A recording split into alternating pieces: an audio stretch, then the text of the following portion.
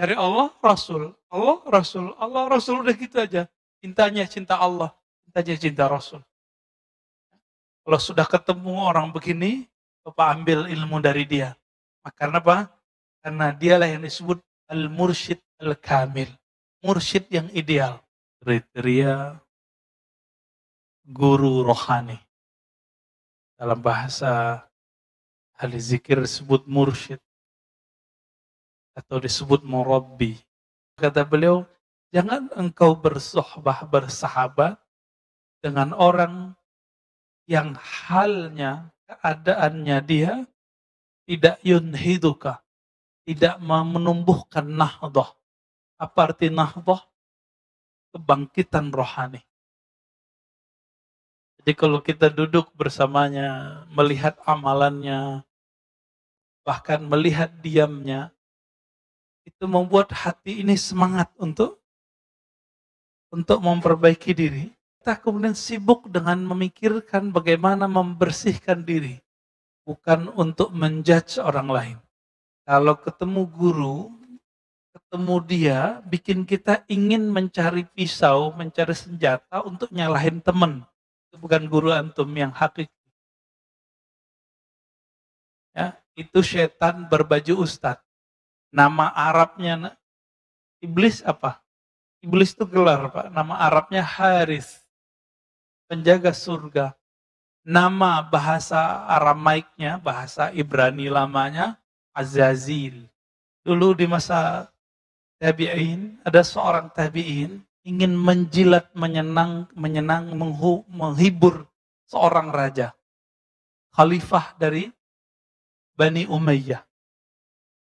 Si khalifah ini suka main burung. Untuk menghibur sang raja, apa kata dia? Rasulullah SAW mengatakan bla bla bla bla, terakhir main burung. Untuk menghibur raja. Sekarang raja bukan presiden. Di negeri demokrasi, raja itu umat, masyarakat. Maka orang akan menjilat umat cuma untuk menyenangkan hati umat. Dalam ilmu hadis, orang begini mesti dipecat secara rohani.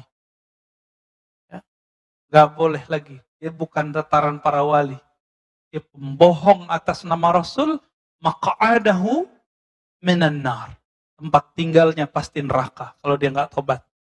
Mursyid yang mengarahkan kita kepada Allah, pasti buah bibirnya Allah Rasul, Allah Muhammad, Allah Muhammad, Ahmad Muhammad.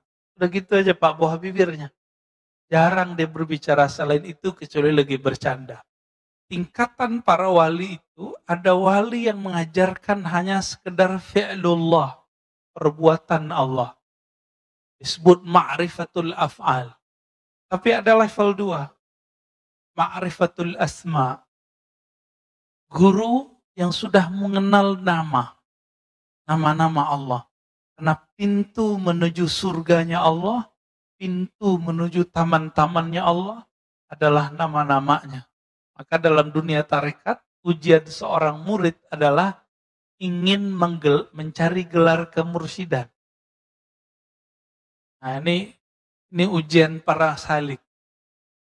Ingin dapat ijazah dari gurunya supaya disebut sebagai mursyid. Inilah perbedaan orang bersanad dengan tidak bersanad. Dia tidak takut dengan jamaahnya. Dia takut kalau ketemu gurunya, dia salah fatwa. Kalau guru kita ridho, Rasulullah pun ridho. Kalau Rasulullah ridho, pasti Allah pun ridho. Satu kali Nabi SAW ditanya mengenai man khairun nas. Di riwayat lain, man awliyaullah. Siapakah manusia terbaik? Siapakah wali-wali Allah? Apa kata Nabi?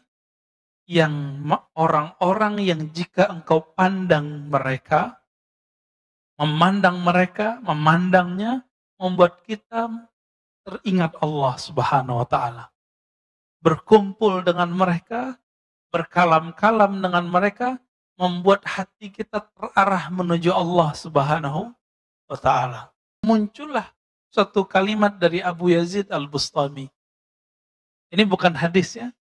Ini kalam ulama salafus saleh wafat 261 Hijriah, sezaman dengan Imam Muslim. Man la syaikha lahu fa syaikhuhu syaitan. Yang tidak punya guru mursyid, maka gurunya adalah syaitan. Tentang Allah itu dibagi 4. Untuk fisik namanya hukum syariat. Untuk nafsiyah kita, jiwa kita namanya thariqah. Untuk pemahaman kita namanya haqiqah. Untuk keilmuan kita disebut dengan ma'rifah. Ini pembagian begini, ulama kita yang bagi, Pak. Di antara wali-wali itu, ada wali namanya wali sufi. Karena dia soleh. Ada wali namanya malamatiyah. Malamatiyah ini wali, tapi tidak mau menunjukkan kesolehannya. Jika mereka ada di sisi kita, mereka itu ujian bagi kita, Pak. Qutaib Alban, murid dari Syekh Abdul Qadir Jailani. Ceritanya dinukil oleh Imam Izzuddin bin Abdus Salam dalam kitabnya Zubad. Apa kata beliau? Suatu kali Qutaib Alban, di saat orang sholat di masjid, seorang qadhi agung telah memimpin sholat. Tapi Qutaib Alban ini mirip-mirip kayak wali majzub. Siapa contohnya ya? Habib Syekhon lah ya. Bikin berisik di luar. Maka terganggulah orang dalam masjid. Hampir semua terganggu. Selesai sholat belum zikir. Assalamualaikum, assalamualaikum. Langsung orang ini berdiri. Si imam ini. Dan dia menerobos shaf. Sekedar ingin jambangin, ingin kasih pengajaran kepada orang yang berisik di depan masjid. Apa kata si hakim yang jadi imam ini? Wahai musuh Allah. Wah, kalimatnya langsung begitu. Hati-hati, Pak. Ini ciri-ciri orang nggak lolos kalau kena uji wali yang level 2. Kalau sama wali level 1 kebanyakan kita bener. Ya bener, dia soleh, pakai serban, pakai gamis, pakai sajadah, pakai tasbih. Kita gampang tahu. Tapi kalau wali level 2 ini, susah mengenalnya.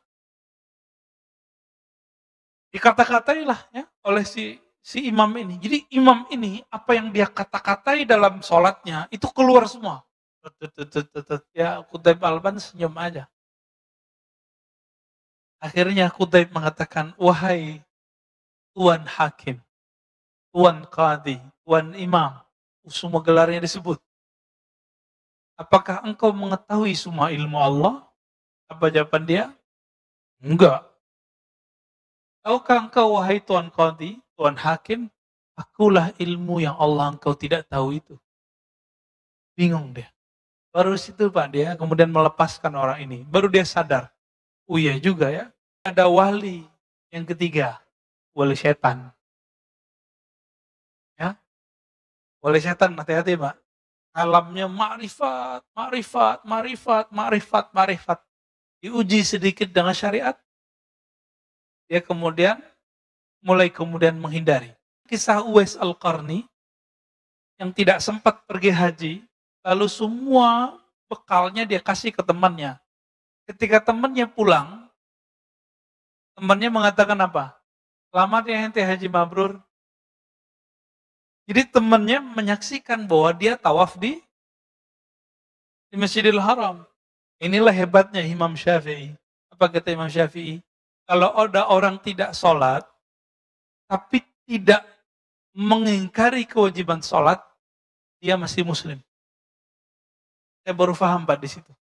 Apa kata Nabi? Hibbu ahla baiti hubban li. Cintai ahlu baitku karena engkau mencintaiku. Sebatas itu. Sebelum nyawa ini berpisah dengan badan, belum ada kata telat. Berguru dari ahli ma'rifatullah yang bersyariat. Yang mengindahkan syariat dengan kalamnya. Mau cari guru yang ideal, ini dilengkapi di sini oleh imam. Ibnu Ajibah mensyarah kitab Hikam. Ilmun sahih. Pertama, ilmunya harus sahih. Itu yang tadi saya katakan. Ilmu yang sahih itu, ma'rifatnya tidak membuat dia membatalkan syariat. Puncak dari zikir nangis, enggak. Puncak dari zikir adalah ma'rifatul mazkur. Mengenal siapa yang dizikirkan. Itu puncak dari zikir. Bukan nangis. Yang pertama apa tadi? Ilmunya sahih. Syariat, tarekat, hakikat, ma'rifat. Tidak boleh bertentangan. Yang kedua, zaukun sarih. Dia lahir batinnya sama. Jadi lisannya dibenarkan kolbunya, kolbunya dibenarkan lisannya. Yang ketiga, himmah aliyah. Semangatnya tinggi, tidak gampang futur. Yang gampang futur siapa? Futur ini don, mudi. Itu jamaah murid. Jadi kalau guru nggak boleh futur. Ya, nggak boleh tersinggung dikit, kemudian nggak mau ngajar lagi, nggak. Ya. Yang keempat, halnya mardiyah. Jadi dia kalau berubah, perubahannya selalu mengarah pada ridho Allah Subhanahu wa Ta'ala. Semoga kita bertemu dengan mereka. Semoga kita menjadi murid-murid mereka. Amin.